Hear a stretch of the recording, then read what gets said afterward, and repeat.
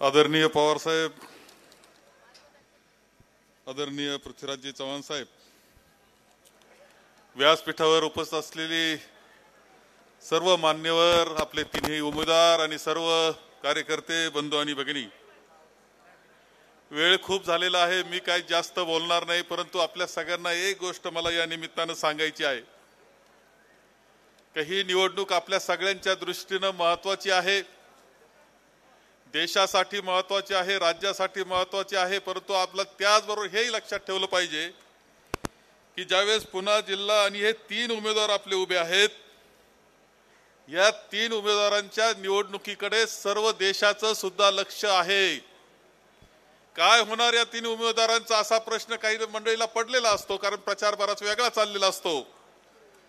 परंतु आपल्या सगळ्यांना दाखवून द्यायचं आहे की आदरणीय ताई सुप्रियाताई, आपल्याला आपल्या कुटुंबातली एक भगिनी, आपल्याशी सहजतेनं वागणारी, सहज मोकळे पद्धतीनं वागणारी, प्रेमाने जिव्हाळ्याचं नातं कुटुंबामध्ये निर्माण करणारी, परंतु लोकसभेमध्ये गेल्यानंतर जे कडाक्याचं भांडण आपल्या प्रश्नाकरता करते आहे, त्याकरता तिचं कौतुक केलं पाहिजे.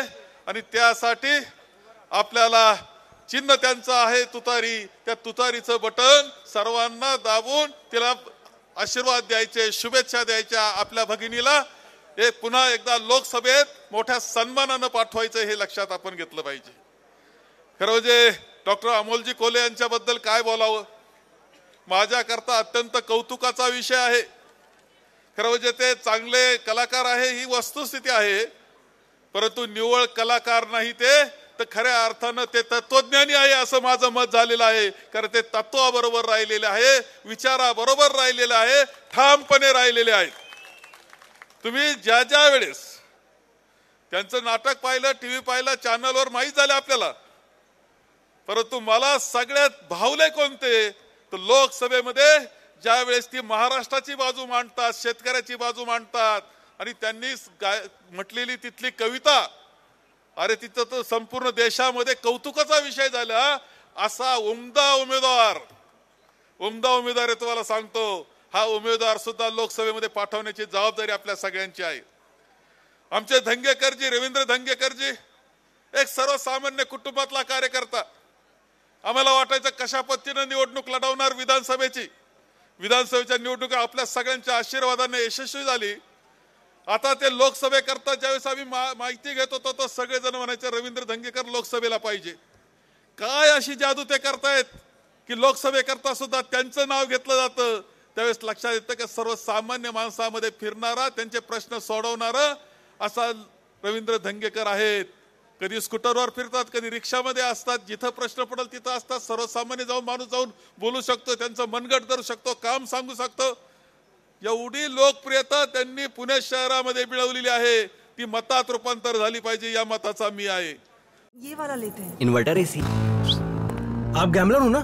गैम्बलर? जुआ खेलते हो ना? तुम जुआ खेलते हो? अरे नहीं, ये तो कुछ भी बोले जा रहे हैं। इतनी महंगी और नाजुक एसी खरीद कर स्टेबलाइजर नहीं लोगे तो ये जुआ नहीं हुआ तो क्या हुआ? सिर्फ एक फ्लक्चुएशन आपके इन्वर्टर एसी के पार्ट्स को डैमेज कर सकता है. उसे वी गार्ड से सुरक्षित रखिए. V Guard, India's number 1 stabiliser. मी पाहिलं ज्यावेळेस ड्रग्सचा प्रश्न आला आणि अंमली पदार्थांनी त्यावेळेस भक्कमपणे उभा राहणारा असा कोण होता पुणे शहरामध्ये आणि महाराष्ट्रामध्ये, त्यामध्ये रवींद्र धंगेकरांचं नाव आपल्या सगळ्यांना घ्यावं लागतं. ही वस्तुस्थिती आहे. हे तिन्ही उमेदवार खऱ्या अर्थानं प्रतिनिधित्व, आदर्श प्रतिनिधित्व करणारी अशा प्रकारचे तिन्ही उमेदवार आपले आहेत, आणि ते देशाच्या लोकसभेमध्ये आपल्याला पाठवायचे. यामध्ये एक गोष्ट आणखी लक्षात घ्या, आदरणीय सोनेजी आहेत, त्या आपण पाहिलं असेल, राजीवजींची हत्या झाली, राजीवजींचे तुकडे झाले शरीराचे. ती खऱ्या अर्थानं जशी वीर माता आहे, त्याच पद्धतीने त्या एक वीराच्या पत्नी आहेत असं म्हणावं लागेल, शहीदाच्या पत्नी आहेत. त्यांचा अपमान करणारा भारतीय जनता पक्ष, त्यांना आपल्याला धडा शिकवायचा आहे आणि सन्मान करायचा आहे. तो सोनियाजींचा सन्मान आपल्याला करायचा आहे. पवार साहेबांनी सगळं आयुष्य महाराष्ट्राकरता आणि देशाकरता घातलेलं आहे. संपूर्ण आयुष्य आपले सगळे प्रश्न सोडवले गेलेले आहेत. पुन्हा आपला विभाग बदललेला पाहतो, महाराष्ट्र बदललेला पाहतो. यामध्ये पवार साहेबांचा मोलाचा वाटा आहे, कोणी नाकारू शकत नाही. सकाळी 7 पासून रात्री उशिरापर्यंत काम करणारे पवार साहेब, तुमच्या आमच्या करता झटणारे पवार साहेब, त्यांचा सन्मान राखण्याची जबाबदारी सुद्धा तुमची आमची हे लक्षात घ्या. इथे हे उमेदवार विजयी होणं आणि महाराष्ट्रात आघाडी विजयी होणं याचा अर्थ पवार साहेबांचा सन्मान राखला असं होणार आहे. उद्धवजी भक्कमपणे उभे राहत आहेत. रोज संकट त्यांच्या पुढे आहेत, उद्धवजी ठाकरेंपुढे. रोज माणसांना काहीतरी अडचणी निर्माण होत आहेत. उमेदवार जाहीर केला तर तो त्याला ईडी लावली जाते. तरी जो लढणारा वीर ज्यांना म्हणावं लागेल उद्धवजींना, त्यांचा सन्मान राखण्याची जबाबदारी आपल्या सगळ्यांची आहे.